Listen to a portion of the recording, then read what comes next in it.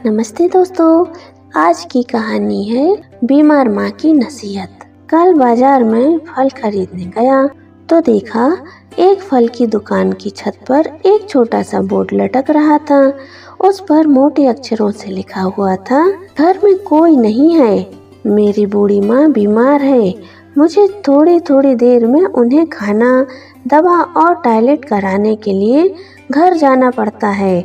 अगर आपको जल्दी है तो अपनी मर्जी से फल तौल ले, रेट साथ में लिखे हैं, पैसे कोने पर गल्ले के नीचे रख दें, धन्यवाद। अगर आपके पास पैसे नहीं हो तो मेरी तरफ से ले लेना, इजाज़त है। मैंने इधर उधर देखा, पास खड़े तराजू में 2 किलो सेब तौले, दर्जन भर केले लिए, बैग में डाले, प्राइस लिस्ट से कीमत देखी, पैसे निकालकर गल्ले को उठाया, वहाँ 100, 50 और 10-10 के नोट पड़े थे। मैंने भी पैसे उसमें रख कर उसे ढक दिया, बैग उठाया और अपने फ्लैट में आ गया।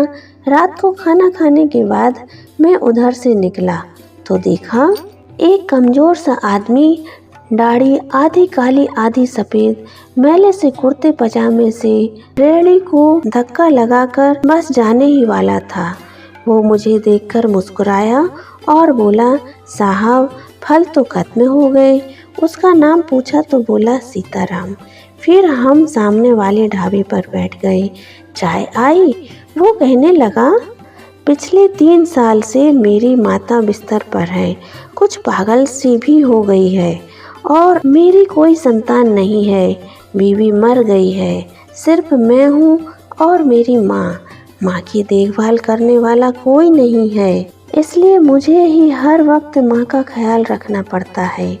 एक दिन मैंने माँ के पाँव दबाते हुए बड़ी नरमी से कहा, माँ तेरी सेवा करने को तो बड़ा जी चाहता है, पर जेब खाली है और तू मुझे कमरे से बाहर निकलने नहीं देती। कहती है तू जाता है तो जी घबराने लगता है। तू ही बता मैं क्या करूं? ना ही मेरे पास कोई जमा पूंजी है। यह सुनकर माँ ने हांफते कांपते उठने की कोशिश की। मैंने तकिए की टेक लगवाई। उन्होंने झुर्रियों वाला चेहरा उठाया, अपने कमजोर हाथों को ऊपर उठाया, मन ही मन राम जी की स्तुति की। फिर बोली, तू रेहड़ी वहीं छोड़ आया कर, हमारी किस्मत का हमें जो कुछ भी है इसी कमरे में बैठकर मिलेगा। मैंने कहा, माँ क्या बात करती हो, वहाँ छोड़ आऊँगा तो कोई चोर उचक्का सब कुछ ले जाएगा। आजकल कौन लिहाज करता है और बिना मालिक के कौन फल खरीदने आएगा। कहने लगी, तू राम का नाम लेने के बाद रेहड़ी को फलों से भरकर छोड़कर आजा, बस ज्यादा बकबक मत कर, शाम को खाली रेहड़ी ले आया कर। अगर तेरा रुपया गया तो मुझे बोलना।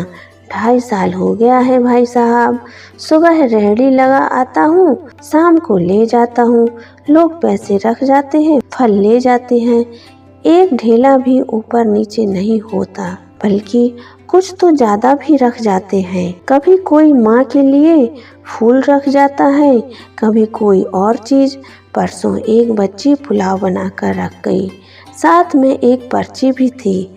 अम्मा के लिए एक डॉक्टर अपना कार्ड छोड़ गए थे और पीछे लिखा था, माँ की तबीयत नाजुक हो तो मुझे कॉल कर लेना, मैं आ जाऊँगा। कोई खजूर रख कर जाता है। रोजाना कुछ ना कुछ मेरे हक के साथ मौजूद होता है।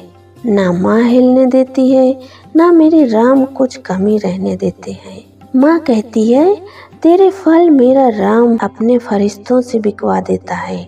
आखिर मैं इतना ही कहूँगा कि अपने माँ बाप की सेवा करो और देखो दुनिया की कामयाबियाँ कैसे हमारे कदम चूमती हैं। माँ बाप ईश्वर का रूप होते हैं, उन्हें कभी दुख मत पहुँचाओ, जितना हो सके सेवा करो, ईश्वर इसका फल जरूर देंगे। दोस्तों, आपको यह कहानी कैसी लगी कमेंट करके जरूर बताइए। नए व्यूअर्स चैनल को सब्सक्राइब कीजिए। फिर मिलेंगे। जय हिंद, जय भारत, खुश रहिए, खुश रखिए।